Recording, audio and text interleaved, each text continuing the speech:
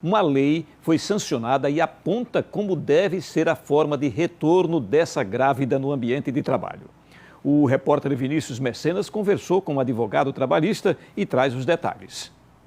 Esse projeto de lei já foi sancionado no dia 8 de março, tornando-se uma lei já em vigor pelo governo federal, determinando que as gestantes que estejam trabalhando retornem aos seus postos de trabalho. A gente vai entender um pouco mais sobre esse assunto com o advogado Max Doria, que está aqui comigo. Max, seja bem-vindo aqui à tela da TV Atalaia. Já existia uma lei que foi sancionada no ano passado, determinando o afastamento dessas gestantes por conta da pandemia. Então, agora essa lei foi reformulada. O que é que muda?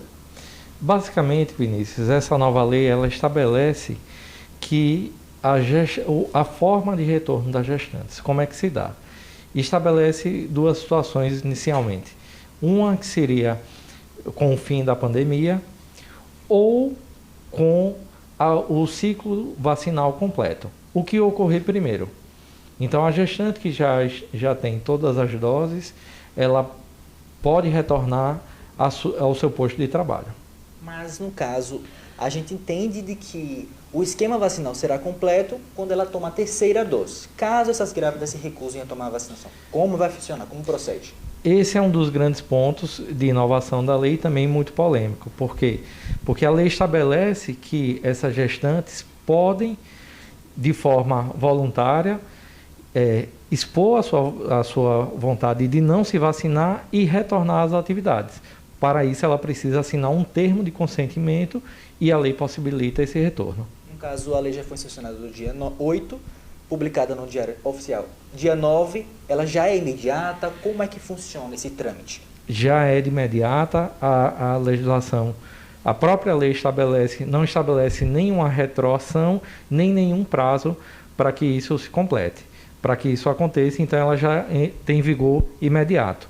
O que pode acontecer é alguma gestante não estar com ciclo vacinal completo, então o empregador tem que aguardar finalizar esse ciclo vacinal e em seguida ela é convocada. Então, no caso, esses estabelecimentos, essas empresas, os contratantes, digamos assim, eles podem também ter uma conversa, um diálogo com essas pessoas, mas eles estarão resguardados sobre esse retorno delas. Sim, a lei também, isso é também uma novidade, e a lei estabelece a possibilidade da gestante ser modificada de função se estiver compatível com a capacidade de trabalho dela, para o teletrabalho ou ser realocado em uma outra atividade, de modo que ela consiga exercer suas atividades.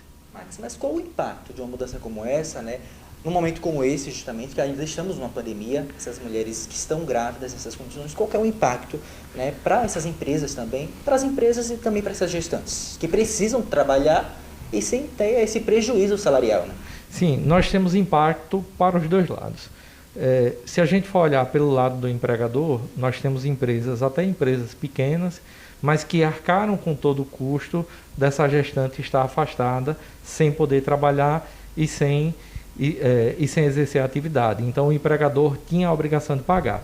Por outro lado, nós temos também as gestantes, que têm situações específicas que implicam em risco. A gente sabe que a gestação não é doença, mas, por exemplo, permanece, e isso é bom a gente frisar aqui, que as atividades insalubres e a empregada continua sem exercer essas atividades.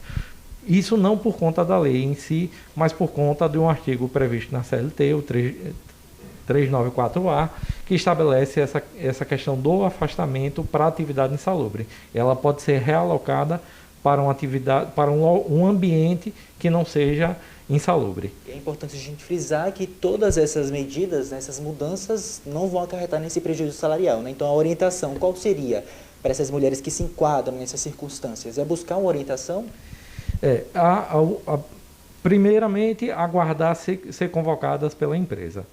Por quê? Porque o empregador, ele tem a faculdade, agora a faculdade está com o empregador de convocar ou não a funcionária, de convocar ou não a sua empregada e também a possibilidade ou não de realocar ela no teletrabalho, se isso for compatível. Então, o primeiro passo é aguardar ser convocado e, se houver alguma contraindicação no sentido, o aconselhamento é tentar conversar imediatamente e chegar a um denominador comum, mas não se torna mais uma faculdade da empregada retornar ou não. Perfeito, Max. Muito obrigado pelos seus esclarecimentos. Lei já está em vigor e é importante que essas colaboradoras, essas funcionárias que estão distantes, fiquem atentas para não acabarem sendo prejudicadas, né? É com você no estúdio.